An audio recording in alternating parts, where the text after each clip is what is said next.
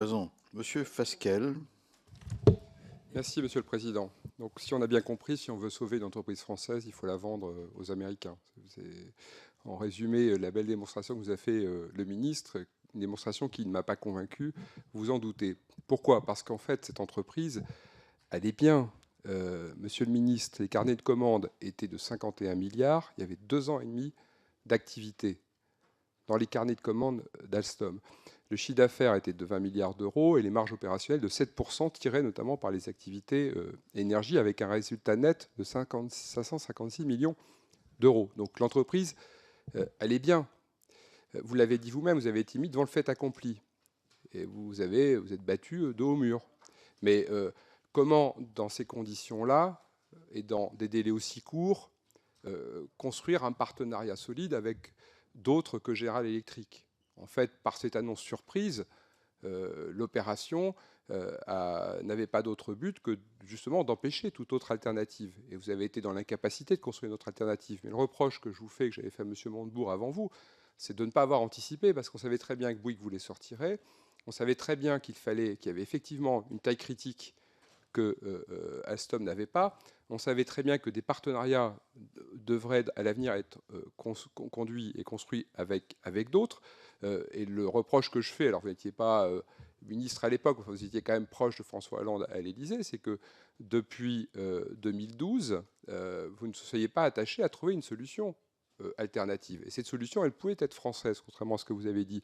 Mais seulement, voilà, on n'a pas eu le temps qu'il fallait pour pouvoir la construire. Mais d'autres sont plus malins que nous. Les Américains, justement, ont su construire un conglomérat autour de GE qu'ils renforcent.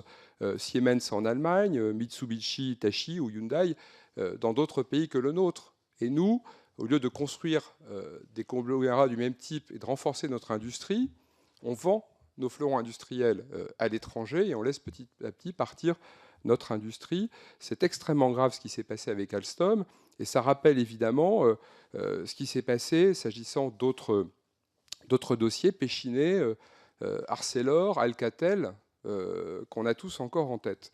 Donc moi, je regrette vraiment que le gouvernement n'ait pas bloqué l'opération pour se laisser, parce qu'il n'avait pas pu le faire avant, pour ne pas se laisser, c'est quand même le décret en question, il aurait pu permettre de bloquer l'opération et on aurait pu dire non aux Américains, on aurait pu se laisser 1 an, 2 ans, le temps de construire une solution alternative. On ne l'a pas fait.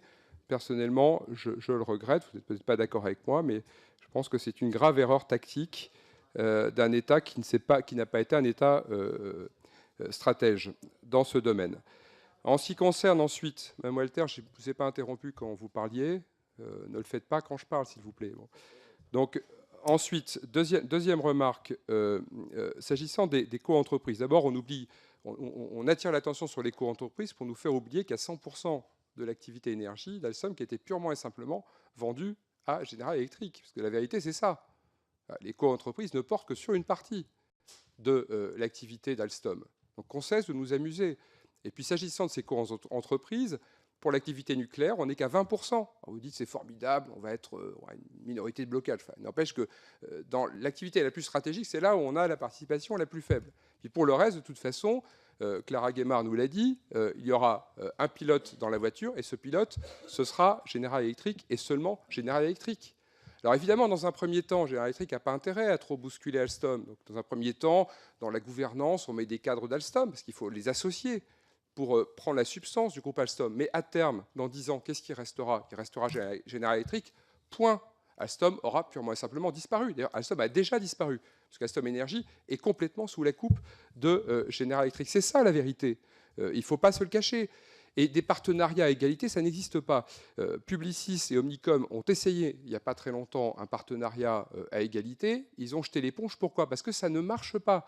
Il y a toujours une entreprise qui prend définitivement le pas sur l'autre. Et là, General Electric a pris le pas sur Alstom, et c'est dommage parce que la vérité, c'est que nous avons perdu l'un des fleurons de l'industrie française. Alors certes, avec quelques garanties, peut-être un peu de pression, on a facialement sauvé les choses, parce que c'était surtout ça apparemment le plus important. Peut-être qu'on a un peu retardé la disparition d'Alstom, mais la disparition d'Alstom, elle est écrite, elle est programmée. Alors, il y a une troisième question que je voudrais vous poser, avant de me faire taper sur les doigts par le président, mais elle est extrêmement importante. On pourra y revenir par la suite si vous le souhaitez.